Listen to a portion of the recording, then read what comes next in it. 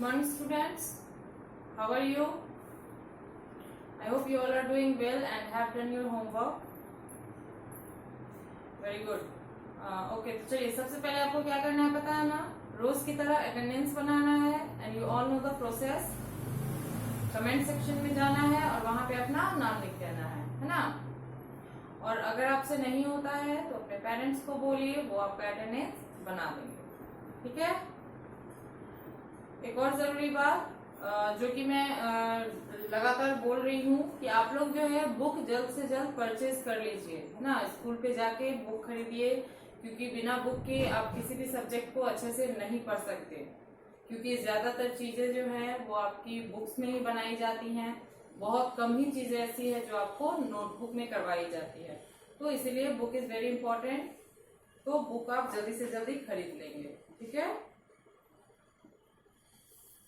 चलिए तो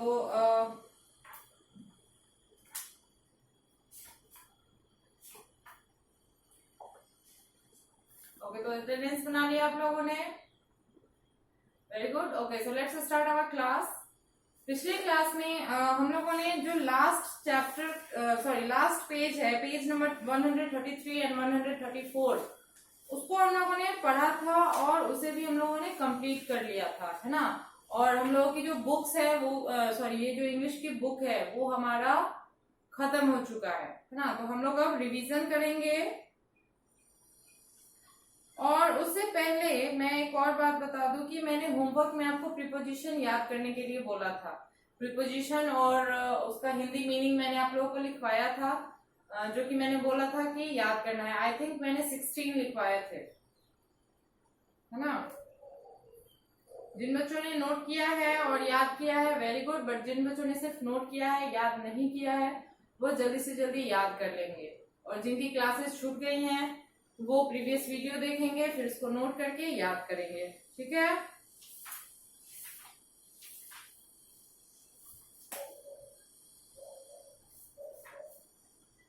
चलिए तो हम लोग रिवीजन में आज स्टार्टिंग से देखते हैं और कुछ पढ़ते हैं. ठीक है.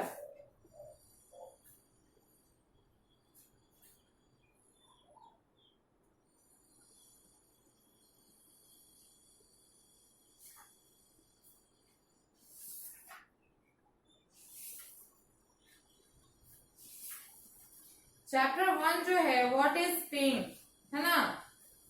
इसमें आप लोगों ने क्या पढ़ा है, ये एक पोयम है ना. इसको चलिए आज फिर से हम लोग इसको पढ़ते हैं रिवीजन में, है ना. क्रिस्टीना रोजेटी ने इसको लिखा है, जो कि एक इंग्लिश पोएट है ना. मतलब कि अंग्रेजी की कवित्री है ये. और ये she is well known for her children's fantasy poems.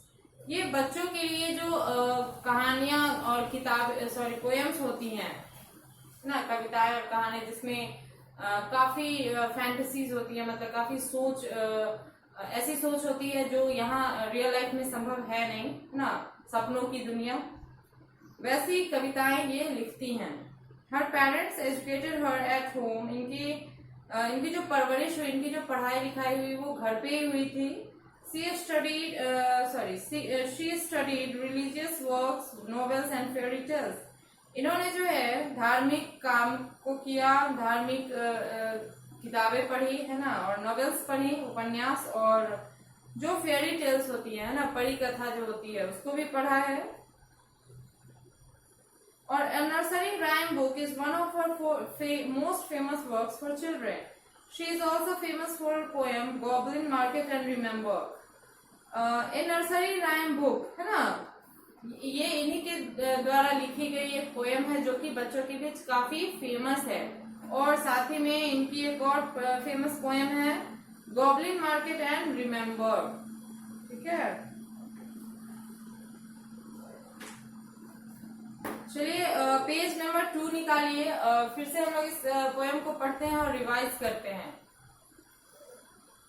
आप लोगों ने ये पोएम याद किया हुआ है? चलिए फिर भी पढ़ते हैं. व्हाट इज पिंक, है ना. गुलाबी क्या है. A rose is pink by the fountain brink, है ना। एक फाउंटेन जो होता है, फव्वारे को बोलते हैं।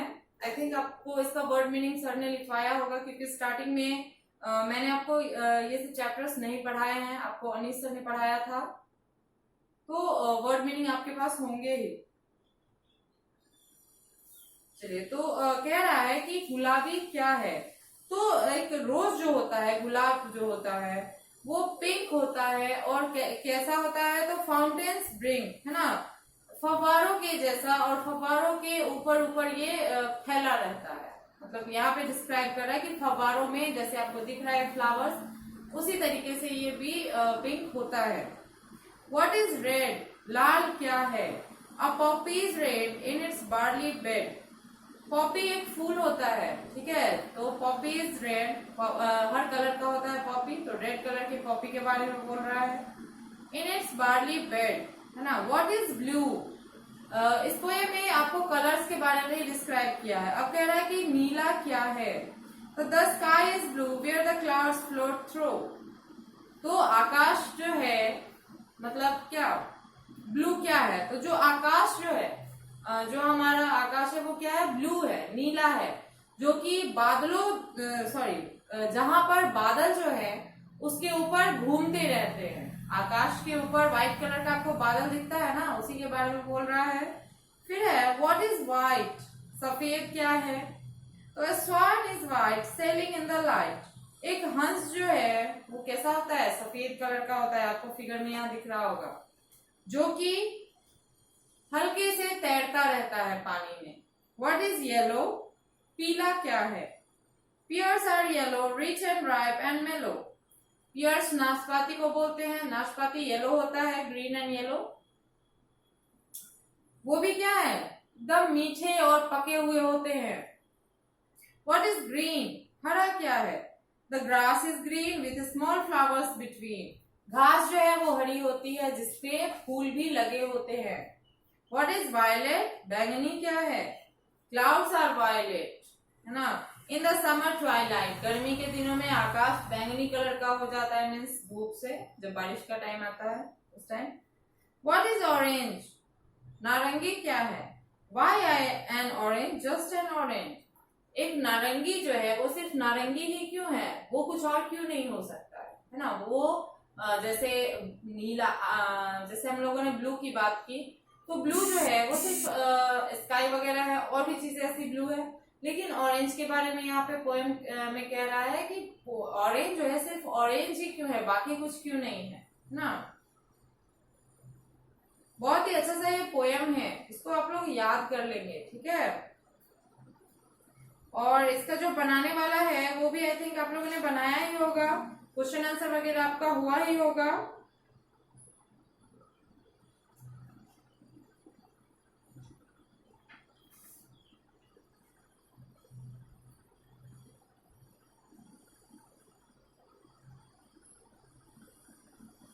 चलिए, इसमें जो है इसका जो ग्रामर पोर्शन है और वर्ड वाइज, इसको हम लोग थोड़ा देखते हैं।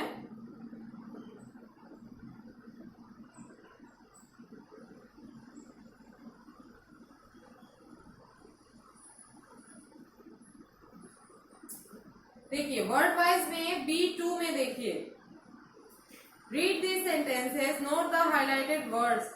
सेंटेंस को पढ़ना है और फिर हाईलाइटेड वर्ड्स पे ध्यान देना है। आप लोग भी ध्यान दीजिएगा। कह रहा है कि the man in the red car is rich, है ना, कि उस लाल कार में जो आदमी है वो क्या है, रिच है, अमीर है। सेकेंड है this forest is rich in wild animals.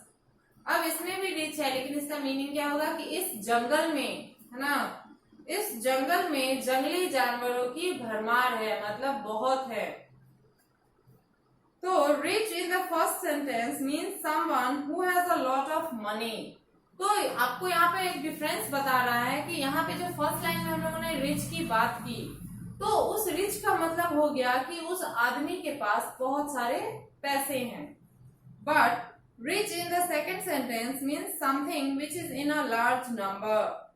लेकिन सेकेंड सेंटेंस में जो हम लोगों ने रिच की बात की, तो उसका मतलब है कि वहां पे किसी चीज के बारे में कह रहा है कि वो ज्यादा संख्या में है ना, लार्ज इन नंबर। ठीक है, जैसे उस आदमी के बारे में हम लोगों ने जब रिच बोला तो क्या है कि वो लाल कार में जो है वो बहुत अमीर है, लेकिन जंगल में जंगली जानवरों की संख्या अधिक है। ठीक है, तो यहाँ पे दोनों में रिच ही है, स्पेलिंग सेम है, मीनिंग अलग अलग हो जाएगा सेंटेंस के हिसाब से। ठीक है, फिर है Nitya's school bag is very light, है ना, नित्या का स्कूल बैग काफी हल्का है। फिर the trees are not getting very much light. Second जो है वो है कि पेड़ों को बहुत ज्यादा धूप नहीं मिल रहा है, लाइट नहीं मिल रहा है। Light in the first sentence means not heavy. पहला सेंटेंस में जो लाइट की बात की गई है उसका मतलब है कि ज्यादा भारी नहीं होना, दैट मीन्स हल्का होना। But light in the second sentence means light from the sun. लेकिन दूसरे सेंटेंस में जो लाइट की बात की गई है उसका मतलब है कि सूरज की रोशनी जो आ रही है वो वाला लाइट। ठीक है, तो the words like light and rich have more than one meaning, है ना। यहाँ पे जो रिच एंड लाइट वर्ड का हम लोगों ने यूज किया, देखा, तो उसमें हम लोगों ने क्या देखा कि उसी वर्ड का, सेम वर्ड का अलग अलग मीनिंग होता है ना, हो सकता है और होता भी है। There are many other such words, इसी तरीके से और भी बहुत सारे ऐसे शब्द हैं। A few of them are, उनमें से कुछ ऐसी हैं, bat, bow and fine. Bat का मतलब जो है, एक बैट का मतलब आपका बल्ला होता है जिससे आप खेलते हैं, और एक बैट का मतलब होता है चमगादड़। ठीक है, इट्स एन एनिमल। फिर है बो, BOW, बो का मतलब एक तो होता है आपका धनुष, है ना, और एक बो का मतलब होता है झुकना। ठीक है, बो आवर हेड मतलब सर झुकाना। फिर है फाइन। ठीक है, एक फाइन का मतलब होता है अच्छा, और एक फाइन का मतलब जस्ट फाइन। ठीक है, सुंदर, अच्छा, और एक का होगा सुंदर। हमें fill in the blanks with this words. अब उसी तरीके के कुछ ऐसे वर्ड्स हैं जिनकी हेल्प से आपको वहां पे फील करना है। चलिए, तो इसको हम लोग बनाते हैं। नोटबुक ओपन कीजिए और साथ में पेंसिल इरेजर भी रखिए। अभी आपको मैं CW दूंगी जो कि आपको बनाना है, 5 मिनट का टाइम रहेगा, बनाकर रखना है, फिर मैं इसको मैच भी यहीं पे करवाऊंगी। ठीक है, चलिए।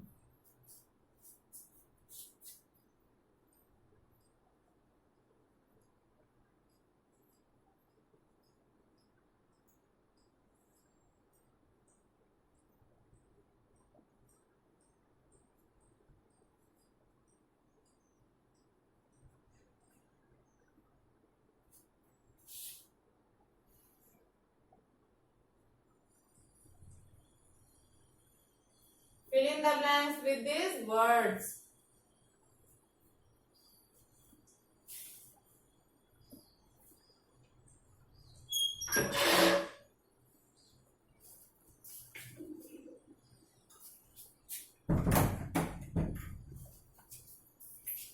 क्या है? फाइन, ऑरेंज, बैट और बो, ये चारों हैं और 4 सेंटेंस हैं आपके।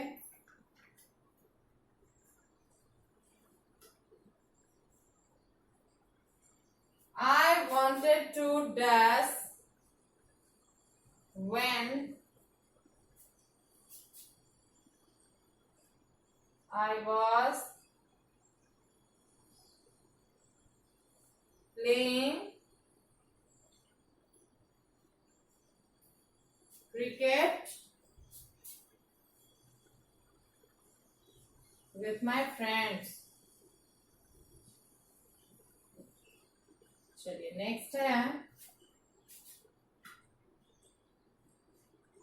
it was a dash day, so we all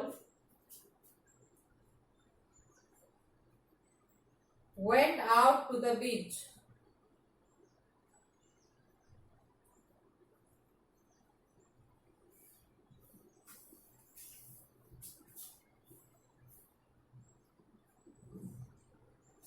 चलिए, तीसरा है,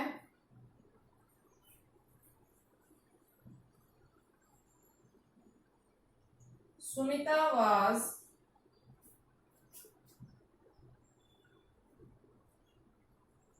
having an dash, और लास्ट एक और है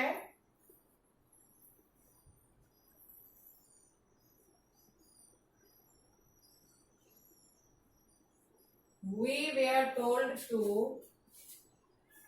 dash after the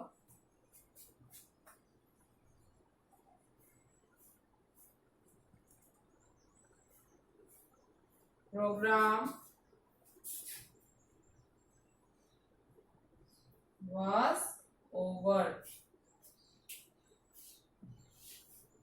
चलिए इसको पहले नोट कीजिए और जल्दी से बना कर रखिए, तो फिर हम लोग मैच करेंगे इसको।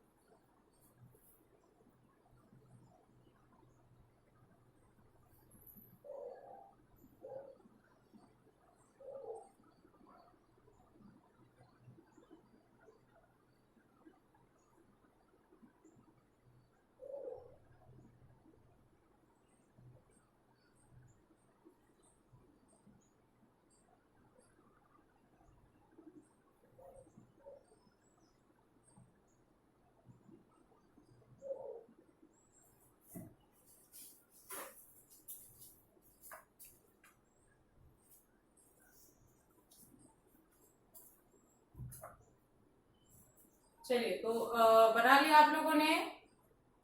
अगर बना लिया तो वेरी गुड। अब एक बार हम लोग इसको बनाते हैं और मैच करते हैं, ठीक है। पहला है I wanted to dash when I was playing cricket with my friends, है ना। मैं अपने दोस्तों के साथ जब खेल रहा था तो मैं क्या करना चाहता था? तो बैट करना चाहता था ना, बैटिंग करना चाहता था। क्या होगा? बैट, ठीक है। इसको यहाँ पे अंडरलाइन कर देती हूँ ताकि अलग लगे, ठीक है।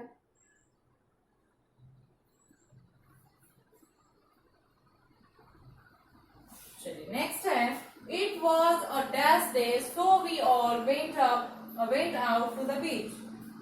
यहाँ sorry, it was a dash day, okay. इसका मतलब हो गया कि आज बहुत डैश डे था, इसीलिए हम लोगों ने बीच पर हम लोग जो है बीच पे गए। तो it was a fine day, है ना, आज काफी अच्छा दिन था। फाइन मीन्स अच्छा। फिर Sumita was having an dash. Sumita के पास एक क्या है? तो एन है, तो एन के साथ ऑरेंज ऊपर बॉक्स में देख लीजिए, ठीक है। इसके बाद लास्ट है we were told to dash after the program was over. हमें बोला गया था क्या करने? जब प्रोग्राम खत्म हो जाए तो बो मतलब सर झुकाने के लिए। ओके, चलिए ये चारों जो है यहाँ पे लिखना था, इसको जल्दी से नोट कीजिए, फिर हम लोग होमवर्क लिखेंगे। ठीक है, मैं आपको कुछ होमवर्क दूंगी जो आपको बना कर रखने हैं। ओके, चलिए जल्दी नोट कीजिए।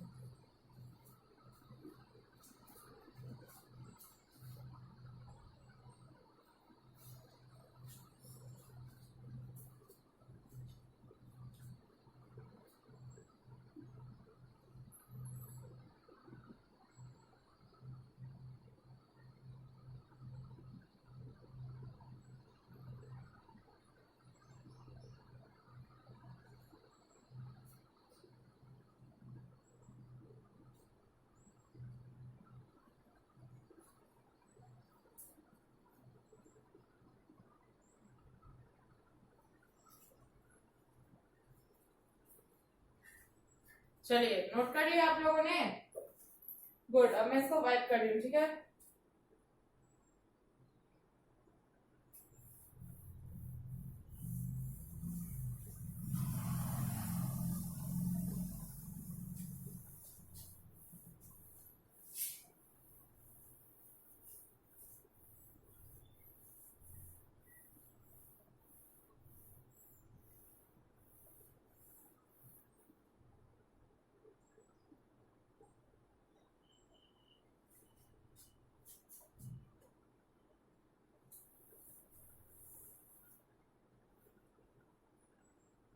चलिए लिखना शुरू कीजिए। तो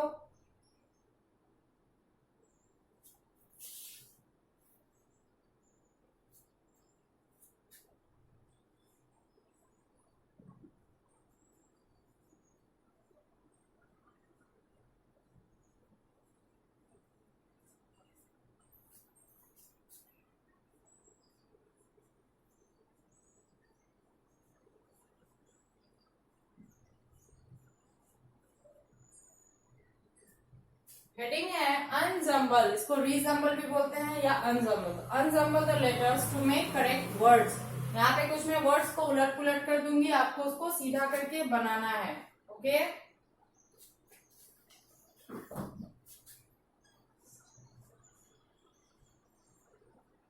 चलिए पहला ये है, मैं लिख के साइड हो जाती हूँ, फिर आप लोग नोट कीजिएगा।